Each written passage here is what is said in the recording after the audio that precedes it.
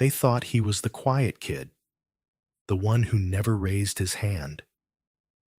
So when the teacher called him to the board and gave him the hardest question in the book, everyone expected him to choke. What they didn't know was that Elijah Carter had been solving harder problems his whole life. And today, he wasn't just solving an equation, he was rewriting the rules. Dear viewer, don't miss this powerful story about hidden talent and justice. And if this is your first time watching one of my videos, I humbly ask you to comment where you're watching from, subscribe to the channel, and hit the bell icon so you never miss a new story published daily. Thank you. And now, let's dive into the full story. The morning sun filtered through the tall windows of Roosevelt Middle School, casting long shadows across the dusty chalkboards and faded motivational posters. The clock ticked toward 9:03 when Elijah Carter pushed open the classroom door, backpack slung over one shoulder, his hoodie slightly damp from the morning rain. He moved with a careful tension in his limbs, each step deliberate, each breath slow, as if preparing for impact. Inside, the room had already settled into its usual uneasy silence. At the front stood Ms. Teresa Langford, tall, precise, always in heels. Her sharp voice had a reputation, and so did her eyes. Narrow, calculating, always waiting for someone to misstep. Elijah had learned to be invisible in her class, a skill he'd perfected over the years. He was good at math, brilliant even, but he'd stopped raising his hand months ago. Some teachers don't reward brilliance when it comes from the wrong person. "You're late again, Carter." Langford's voice snapped like a whip the moment he stepped inside. Heads turned. The room went still. Elijah mumbled an apology, avoiding her gaze. His lower back throbbed, still sore from when he had been forced to sit in a broken chair the week prior. But he didn't complain. Complaints didn't end well in Langford's classroom. "Take your seat," she said sharply, pointing toward the back row. "Or are you going to start today with another performance?" Elijah hesitated. Standing was easier than bending onto the warped seat that bit into his spine like a rusted jaw. "If it's all right, ma'am, I'd rather stand for now, just for today." Her lips curled upward into something between a smirk and a sneer. "You'd rather stand? How generous of you to decide how the classroom works. Tell me, Carter, since you're so special, perhaps you'd like to teach the lesson too?" A ripple of uncomfortable laughter moved through the room. Elijah lowered his eyes. "No, ma'am." Langford turned to the whiteboard, erasing the simple algebra problem she'd written for the day's exercise. "You know," she said, her voice cool and deliberate, "there's something I give to students who think they're too smart to follow the rules." She began to write, and what she wrote wasn't simple. The symbols that spread across the board were unfamiliar to most of the eighth graders in the room. Integrals, limits, and notations borrowed from high school calculus. She capped the marker with a snap and stepped aside with the theatrical flair of someone staging a lesson in humiliation. "This," she announced with exaggerated sweetness, "is a real challenge, a problem for 11th grade AP students. Let's see if Mr. Carter, who apparently writes his own rules, can solve it." The class fell into stunned silence. A few students turned around, eyes wide. Elijah stood frozen, unsure if this was a test or a trap. "You have 5 minutes," Langford said, checking her watch. "Impress us, or enjoy the week's worth of detention that comes with refusing to participate." Elijah stared at the board. At first, it looked foreign. Then, familiar. Bits and pieces he recognized from the hours he'd spent after school in the public library. He'd found old college textbooks there months ago, forgotten on the shelves, dog-eared and dusty. No one had shown him how to read them, but he'd figured it out, quietly, privately, in a world where numbers made more sense than people ever did. He walked slowly to the board, picked up the marker, and began. The room held its breath. At first, a few students chuckled nervously. "He's actually going to try," someone whispered. But as Elijah's hand moved across the board, confident, steady, the laughter died. He broke the equation into parts, substituting variables, solving integrals, aligning terms, drawing each symbol with purposeful clarity. His hand trembled slightly, but his logic didn't. Miss Langford's smile faded. 3 minutes passed, then 4. Elijah stepped back and set the marker down. "Done," he said, barely above a whisper. The silence was deafening. Langford walked up to the board, heels clicking against tile like gavel strikes. She studied his solution, eyes darting from line to line. Her brows furrowed, her lips tightened. The answer was correct. Perfect, even. But that couldn't be. Could it? She turned to face him. "Where did you learn this?" "I just learned it," Elijah replied. "Don't lie to me," she hissed. "You don't even belong in this classroom most days. This is impossible." "I didn't cheat," he said, louder this time. Langford's voice turned cold. "Enough. You think this is a game? A trick to embarrass me? Do you think I don't know what this is?" She grabbed a nearby rag and wiped the board clean, erasing every symbol, every answer, every trace of what had just happened. Then she pointed to the door. "Principal's office. Now." Elijah turned, heart pounding, and walked away from the board, his face burning, fists clenched. Behind him, Ms. Langford muttered to the class, "There's no way he did that on his own?" But a few of the students weren't so sure. One girl in the front row leaned over to the boy next to her. "I think he really solved it." The boy shrugged, eyes still wide. "I think we all just saw something we weren't supposed to see."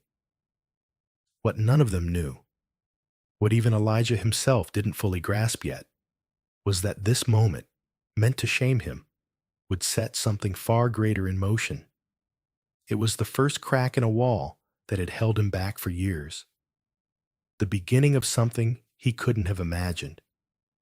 Because sometimes, a challenge meant to humiliate is exactly what reveals the truth.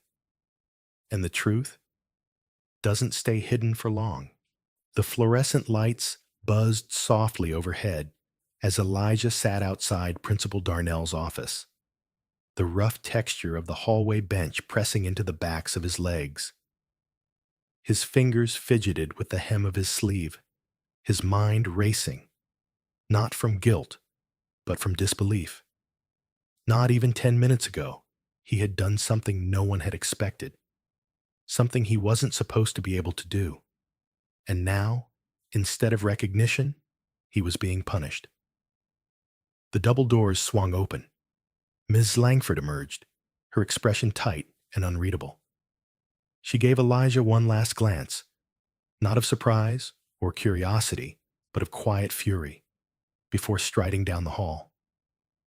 "Elijah Carter," a calm voice called from inside the office. He stood and stepped in. Principal Darnell was a tall man with graying temples, his office lined with plaques and framed photographs from school events. He looked up from a notepad and gestured to the seat across from him. "Have a seat." Elijah sat stiffly, not speaking. The principal folded his hands. "Ms. Langford tells me you caused a disruption in her classroom." She also says you attempted to solve an advanced calculus problem, one not appropriate for your level. She seems convinced the only way you could have done it was by cheating. Elijah opened his mouth, but no words came. He wasn't afraid. He was tired. I didn't cheat, he finally said. There was something steady in his voice, unshaken by the fear most students would have felt in that moment. I believe you, Principal Darnell said quietly after a pause. But the question is, how? How did you know how to solve that? Elijah hesitated. Then he told him. He talked about the library down the street from his apartment, the one where he'd go after school instead of heading home right away. He described how he'd stumbled upon an old calculus textbook in the donation bin and decided, on a whim, to start reading. How the numbers made sense in a way nothing else in the world did. How he'd been teaching himself, bit by bit, using videos and forums, slipping through pages the way other kids scrolled through TikToks. It just made sense, Elijah said softly. I didn't tell anyone because, well, who would believe me? Principal Darnell didn't speak right away. He simply leaned back in his chair, arms crossed, studying the boy in front of him. Finally, he stood. Elijah, I want you to wait here, he said. There's someone I want to bring in. 10 minutes later, a second voice entered the room. Warmer, lighter. So, this is the young man I've heard about? It was Ms. Paula Simmons, the school's guidance counselor. A black woman in her late 40s, known for her calm presence and the sunflower pin she wore every day on her blazer. She had a reputation for noticing things other teachers didn't. Elijah, she said, sitting down across from him. I read over your academic file this morning. Your grades are good, but they don't tell me the whole story, do they? He shook his head. I don't think they ever have. Her eyes softened. Sometimes brilliance doesn't look the way the system expects it to. Sometimes it hides where no one's looking, because it's afraid of being torn down before it ever has a chance to grow. She pulled out a sheet of paper. This is the problem Miss Langford gave you. He looked at it. It was the same, the one he'd just solved an hour ago. I sent it to someone I trust, Professor Hannah Nguyen. She teaches advanced mathematics at the University of Chicago. I emailed her a picture of your solution without telling her who wrote it. Elijah's heart skipped. She wrote back, Ms. Simmons said, and she told me this was not only the correct answer, but it showed a level of creative problem solving she rarely sees even in her undergraduate students. Elijah's eyes widened. She said that? She did, Ms. Simmons confirmed. And now, we need to start asking the right questions. Not about what you did wrong, but about what this school needs to do to support a student like you. She leaned forward. Elijah, have you ever heard of the National Young Scholars Initiative? He shook his head. It's a program that identifies gifted students from underrepresented communities. They offer weekend workshops, summer intensives, even early college credit. I think you'd be a perfect fit. Elijah blinked, unsure how to respond. But before any of that, she continued, we need to address what happened in that classroom. What Miss Langford did, how she tried to humiliate you in front of your peers, that's not okay. She looked at Principal Darnell, who nodded slowly. We'll be having a formal conversation with her, he said. And we're going to open a broader investigation, not just into how you were treated, but into how many other students like you might be slipping through the cracks. Elijah sat in silence, stunned. He had walked into this office expecting detention, maybe suspension. Instead, he was being offered something he'd never received before: belief, validation, hope. As Ms. Simmons left the room, she turned to Elijah with a quiet smile. You don't have to stay small just because someone else was afraid of your light. That night, Elijah couldn't sleep. His mind buzzed with possibilities. He opened the textbook he'd hidden under his mattress and ran his fingers along the page. For the first time, he let himself imagine what it might feel like to solve equations in a room full of people who expected him to be there. Not just because he could, but because he belonged. The next morning at Lincoln Middle School began like any other. The halls buzzed with casual chatter, sneakers squeaking across waxed linoleum floors, lockers clanking open and shut in their usual rhythm. But for Elijah Carter, everything felt different. He walked through the front doors, not with fear, not this time, but with a rising heat in his chest. Not quite anger, not quite resolve, something in between. The events of the previous day replayed in his mind like an echo. The problem, the humiliation, the solution. And then, the most unexpected of all, validation. He wasn't imagining his gift. He wasn't crazy for thinking he saw patterns where others didn't. And he certainly wasn't wrong for refusing to let someone shrink him into silence. Still, he knew what was waiting. Word had spread quickly. As he made his way toward homeroom, he felt the eyes on him. Some curious, some wide with wonder, a few still skeptical, a few resentful. Whispers trailed him like shadows. Is that the kid who solved the college math problem? Nah, it had to be a fluke. I heard they're making him take some genius test. Ms. Langford's real quiet today, huh? He passed a cluster of students near the science wing who parted wordlessly to let him through. For the first time, he wasn't invisible. But being seen wasn't as simple as he'd imagined. Visibility was a spotlight, and it was hot. During third period, Ms. Simmons pulled him from class and led him to a quiet conference room on the second floor. Waiting inside was a man Elijah had never seen before. Tall, sharply dressed in a gray blazer, with kind but watchful eyes. Elijah, this is Dr. Malik Rowe, Ms. Simmons said, gesturing toward the man. He's from the National Young Scholars Initiative I told you about. He came in person to meet you. Elijah's heart thumped. Hi, sir. Dr. Rowe stood and extended his hand. It's a pleasure, Elijah. I've read your work and your story. Let's just say you've made an impression. Elijah sat down cautiously. He still wasn't used to being talked to like he mattered. Dr. Rowe opened a portfolio and pulled out a crisp sheet of paper. What you did in Ms. Langford's class, that wasn't just solving an equation. It was breaking one.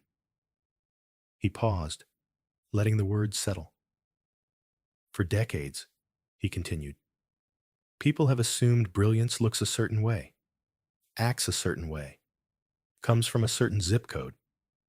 But what you did, it disrupted that.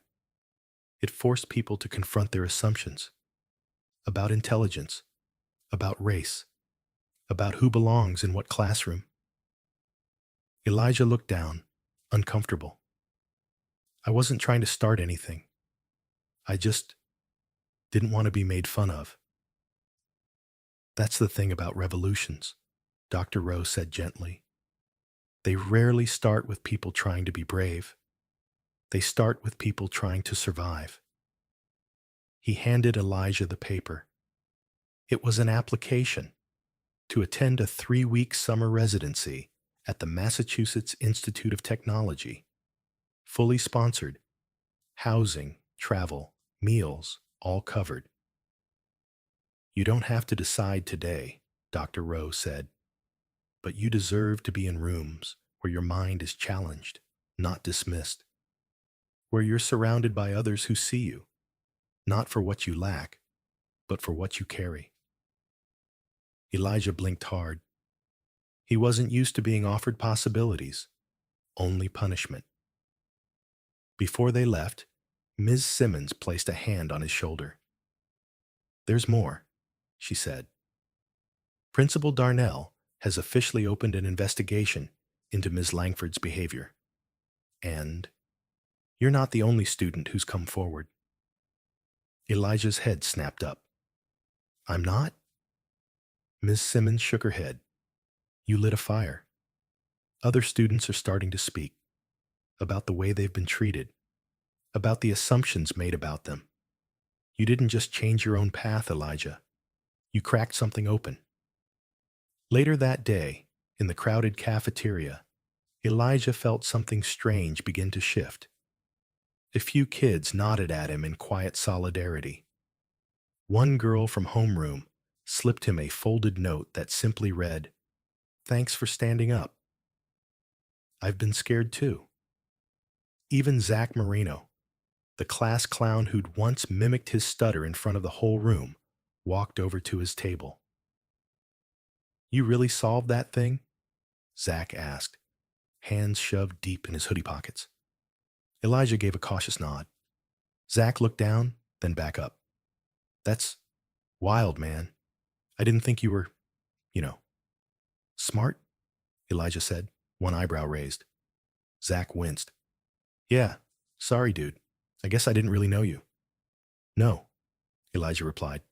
"You didn't." He didn't say it with bitterness, just truth. And Zach, to his credit, nodded once and walked away. After school, Elijah met with Dr. Rowe and Ms. Simmons again. They talked about his options, about scholarships, competitions, and mentorship. Dr. Rowe even offered to pair him with a black PhD candidate from MIT who could mentor him virtually until the summer. But the most important part came at the end. "Elijah," Dr. Rowe said, "you have a gift. That's clear. But you also have a responsibility. Not just to yourself, but to the kids watching you, the ones who haven't found their voice yet." "I didn't ask for that," Elijah replied, almost instinctively. "None of us do," Dr. Rowe said, "but that doesn't mean it's not yours." That night, Elijah sat in his room with the application open on his desk. He glanced at the violin his dad used to play, now collecting dust in the corner. He thought about his mom, always working, always tired, but always there. He thought about Ms. Langford's scowl when he finished the equation. He thought about the library, the pages, the peace that came when the numbers lined up and made sense. And for the first time in his life, Elijah allowed himself to believe. He wasn't just solving equations. He was rewriting the rules. On the morning of the school board hearing, the parking lot at Lincoln Middle was already full. Community members arrived in clusters, parents with tightly folded arms, teachers whispering under their breath, students craning their necks to see what all the fuss was about. Some carried signs, "Accountability, not silence," and "Protect our kids, not your pride." Inside, the air buzzed with anticipation. Elijah sat with his mother, Mrs. Carter, and Dr. Rowe in the second row of the auditorium, the district's makeshift town hall now transformed into the stage for a reckoning. The fluorescent lights buzzed. The crowd was hushed. A row of school board members took their seats behind a long oak table, their faces tight with practiced neutrality. Then Principal Darnell stepped to the microphone. His voice, usually even and rehearsed, carried an edge. "We are gathered today to address multiple complaints of misconduct against Ms. Cynthia Langford, mathematics teacher at Lincoln Middle. These allegations include misuse of authority, inappropriate disciplinary action, and a pattern of bias toward minority students. We are also here to evaluate the system that enabled it. A murmur rolled through the room. Elijah's stomach twisted as Ms. Langford entered from the back, her once confident stride now stiff. She wore a gray skirt suit and a look of fragile defiance. As she passed Elijah's row, their eyes met. She didn't look angry this time, just lost. Dr. Rowe leaned toward Elijah. This is what it looks like when a system realizes it's being watched. The first to speak during the open testimony session was a girl named Kiara, a quiet student who'd rarely spoken in class. She stood at the mic, her voice trembling but firm. Ms. Langford called me lazy in front of everyone when I didn't finish a timed quiz. I have dyslexia. She knew that. She said I just needed to try harder. Next came a boy named Marcus. She told me I'd never pass algebra because some kids just aren't wired for logic. I stopped raising my hand after that. Then a mother. Then a community organizer. Then a local therapist who worked with at-risk youth. Each testimony was a ripple in a pond that had been still for too long. When it was Elijah's turn, his leg shook as he approached the mic. He felt every eye in the room settle on him. I didn't ask to be treated special, he began. I just didn't want to be treated less. He paused, voice steadier now. When I solved that problem, Ms. Langford didn't praise me. She accused me. She erased my work. She tried to erase me. And it wasn't the first time something like that happened. I've seen it happen to others. Not always loud, not always cruel, but always the same message. Know your place. He looked directly at the board. But what happens when our place is somewhere bigger than you expected? Do you shrink us down, or do you help us grow into it? A long silence followed. The audience didn't clap, not out of disrespect, but because the weight of his words settled in like truth finally acknowledged. After a brief recess, the board reconvened to deliver their verdict. Board President Elaine Mitchell cleared her throat. The board finds sufficient evidence of repeated misconduct and inappropriate disciplinary measures by Ms. Langford. Effective immediately, she is placed on indefinite administrative leave pending state investigation. A soft gasp, somewhere between relief and disbelief, echoed in the auditorium. But let this be clear, she continued, her voice rising. This isn't just about one teacher. This is about every assumption that has quietly shaped how we educate and evaluate our students. Moving forward, this district will implement a full review of bias training, disciplinary policies, and academic tracking programs. Every child deserves to be seen, fully, fairly, and with the expectation of greatness. Ms. Langford stood motionless. Her career, once untouchable, was now a cautionary tale. Later that afternoon, Elijah walked the hallway of Lincoln Middle with a strange mixture of pride and unease. Some students high-fived him. Others simply nodded, silent, with a respect he wasn't used to. But what struck him most were the ones who lingered near him without saying a word, as if proximity to courage might awaken their own. In Ms. Langford's now vacant classroom, a substitute sat at the desk, smiling warmly. We'll be learning in a new way, she said, one where everyone participates, one where your questions matter. Elijah felt something loosen in his chest. After school, he returned to his usual spot in the library, not to hide, but to work. A new math notebook in front of him, a problem from Dr. Rowe's latest assignment open. He scribbled down the first few lines of an equation and smiled. Outside, the system had blinked.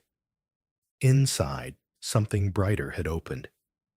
Not just for him, but for everyone still waiting to be seen. Here's a 600-word conclusion that wraps up Elijah's story, offers a deep life lesson, and ends with an inspiring call to action for viewers. The world didn't transform overnight. Systems never do.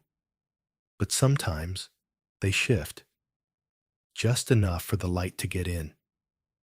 And for Elijah, everything had changed, even if the hallways of Lincoln Middle still looked the same.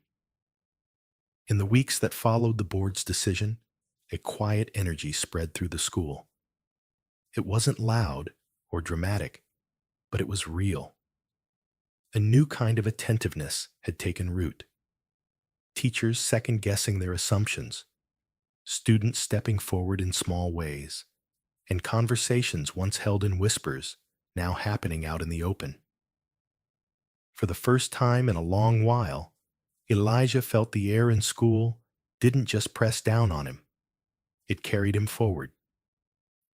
He now split his mornings between Lincoln Middle and the nearby Madison High School, where he attended advanced math courses with students 3 years older.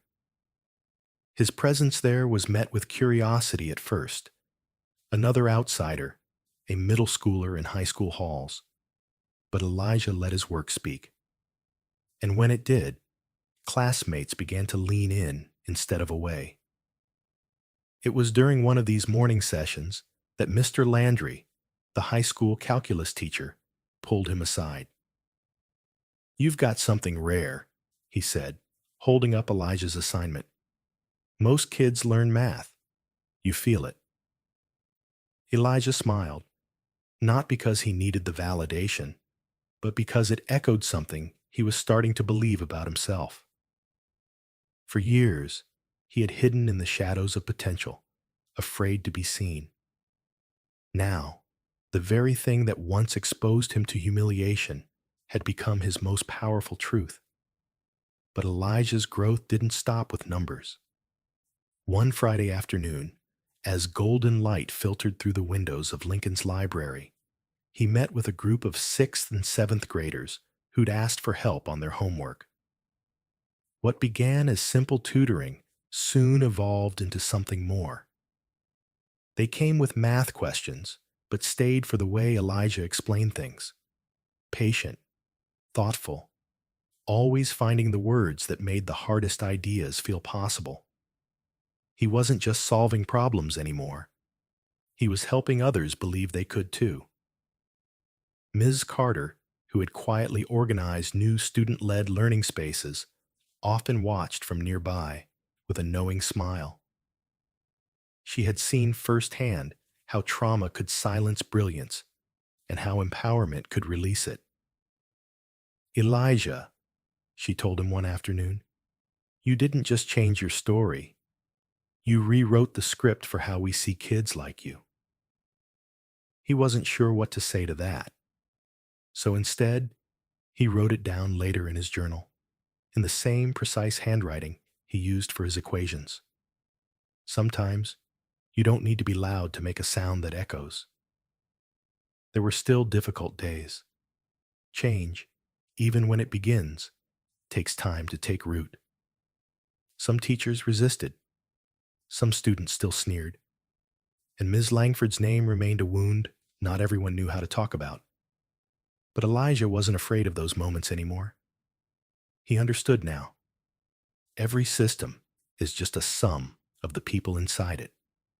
And every person, when seen, heard, and believed, could become the variable that makes the impossible solvable. One afternoon, Dr. Rowe took him to visit the State University's campus. They sat on a bench near the math building, watching students move between classes. Dr. Rowe handed Elijah a pamphlet for a summer institute for gifted youth.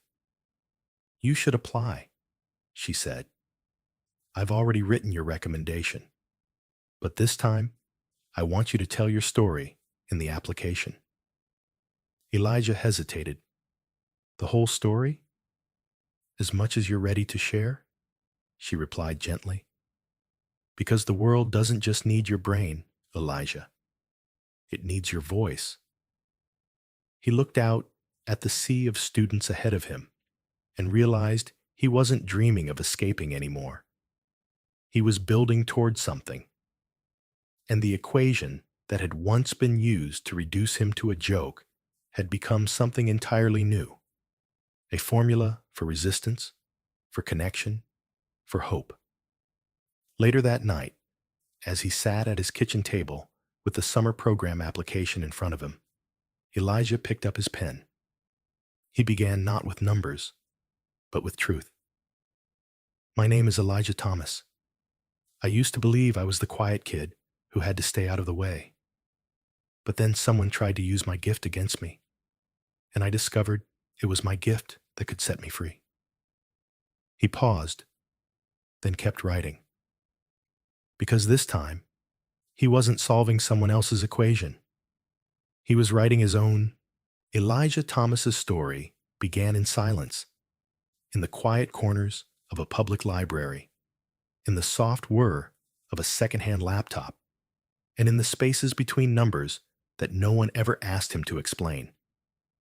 He was just another face in a classroom, invisible to most, underestimated by many, and dismissed by those who were supposed to guide him. But everything changed the day a teacher, fueled by pride and prejudice, tried to reduce him to a spectacle. What was meant to shame Elijah, to expose him as inadequate, did something entirely different. It revealed a truth far more powerful than anyone expected. Elijah didn't just solve a problem that day. He disrupted a system built on assumptions. He reminded everyone watching, from students to school board members, that brilliance has no single face, no predictable background, no required pedigree. Talent, especially when hidden beneath layers of fear, poverty, or discrimination, doesn't make noise. It waits. And when the right moment comes, it doesn't whisper. It roars. His journey wasn't easy. He faced retaliation, disbelief, and the weight of carrying a gift no one had taken the time to see. But through mentorship, community support, and his own unshakable will, Elijah turned humiliation into power. The equation he solved wasn't just written on a whiteboard. It lived in his resilience, in his family's quiet sacrifices, and in the hope he began to inspire in others. From those library nights to the courtroom hearings, from hallway whispers to standing ovations, Elijah's transformation lit a fire that spread beyond his own future. His courage led to institutional reform.